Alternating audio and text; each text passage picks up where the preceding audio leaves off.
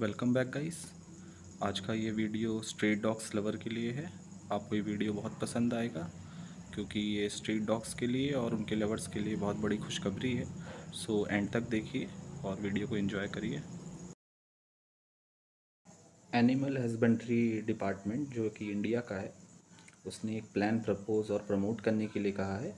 ये प्लान कहता है कि हम लोगों को हमारे स्वदेशी डॉग्स कुत्तों को अडॉप्ट करना चाहिए, क्योंकि लास्ट ईयर मोदी जी ने मन की बात में ये चीज़ कही थी कि हमको अपने स्वदेशी कुत्तों को अडॉप्ट करना चाहिए। इस बात का ध्यान रखते हुए हमारे यूनियन मिनिस्टर गिरिराज सिंह ने इस चीज़ का चार्ज लेते हुए हमारे डोमेस्टिक डॉग्स और स्ट्रे डॉग्स को डेवलप करने के लिए और उनको बचाने के लिए इनिशिएटिव लिया है, एक प्रोग्राम बनाने का सोचा है ताकि हमारे डॉग्स को बचाया जा सके।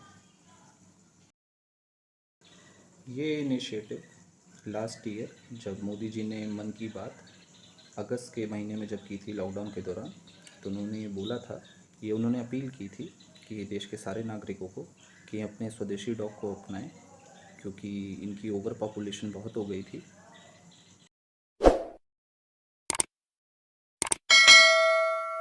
मोदी जी के इस अपील का परिणाम ये निकला कि सितंबर 2020 में हमारे यूनियन मिनिस्टर गिरिराज सिंह ने इस प्रपोज़ल को कैबिनेट सेक्रेटरीट में ड्राफ्ट कर दिया और ये सारे प्लान्स और प्रपोज़ल्स वहाँ पर उन्होंने ड्राफ्ट कर दिए ताकि हमारे स्ट्रे डॉग्स को बचाया जा सके।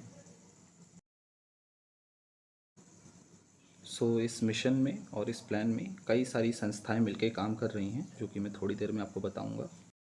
इसमें जो पहली संस्था है वो है Indian council of agricultural research ICAR, जो कि ये रिसर्च कर रही है कि हम अपने देसी डॉग्स की ब्रीड्स को किस तरह और ज़्यादा उपयोगदायक या यूज़फुल बना सकें। जो हमारी दूसरी संस्था है वो है IDSP, ये डिज़ीज़ सर्वेलेंस का काम करती है, जिसने ये रिपोर्ट किया है कि अभी तक 2008 तक 55,74,644 कुत्तों के काटने की रिपोर्ट्स आ चुकी हैं अभी तक 2008 तक। और इस संस्था का ये मानना है कि कुत्तों के काटने की जो ये रिपोर्ट्स इतनी ज़्यादा हैं, इसका कारण है उनकी ओवर पॉपुलेशन, जनसंख्या बढ़ने का कारण।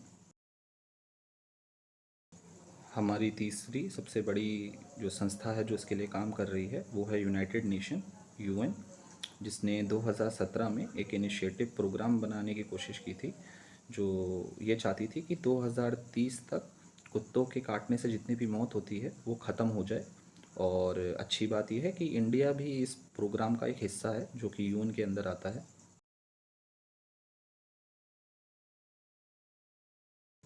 तो इस प्लान के अंदर कई सारे प्रोग्राम्स हैं, जैसे कि आइडेंटिफिकेशन, रजिस्ट्रेशन और उन डॉग्स, स्वदेशी डॉग्स का सर्वे करना कि वो कौन सी जात के हैं, कौन सी ब्रीड के हैं, वो कौन से एरिया में पाए जाते हैं, कहाँ पर कितने डॉग्स हैं।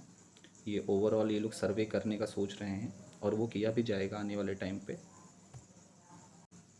सर्वे करने का मुख्य कारण ये है ताकि इनकी हम पॉपुलेशन को मैनेज कर पाएँ, इनकी पॉपुलेशन को कंट्रोल कर पाएँ, क्योंकि रेबीज़ से होने वाली मौत बहुत ही ज़्यादा होती हैं हर साल देश भर में और पूरी दुनिया भर में भी, और रेबीज़ का इलाज भी नहीं है। इस प्रोग्राम का और इस प्लान का सबसे बड़ा जो एम है, जो मकसद है, वो है हमारे स्वदेशी डॉग्स को बाहर इंटरनेशनल मार्केट में एक्सपोर्ट करना, उनको भेजना। जिस तरह उनके देश के कुत्ते हमारे यहाँ आते हैं, जर्मन शेफर्ड, लेब्राडॉग और अन्य प्रजाति के, उसी तरह हमारे देश के कुत्तों को भी विदेश में भेजेंगे, जो कि दुनिया के सबसे पुराने कुत्ते हैं।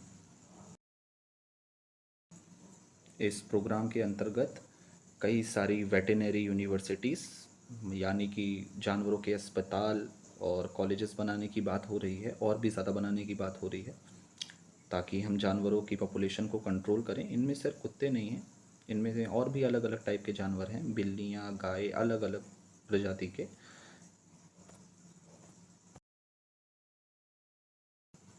Animal welfare board of India AWBI, जो अभी तक हमारे देश के सारे स्ट्रे एनिमल्स की देखभाल और उनकी निगरानी करते हुए आ रहा था, अब उसकी जिम्मेदारियां और भी बढ़ जाएंगी, क्योंकि इस प्लान के अंतर्गत इंडिया के स्ट्रीट डॉग्स की ब्रीड्स को इंटरनेशनल मार्केट तक ले जाना है, जिसमें AWBI का बहुत बड़ा रोल होने वाला है।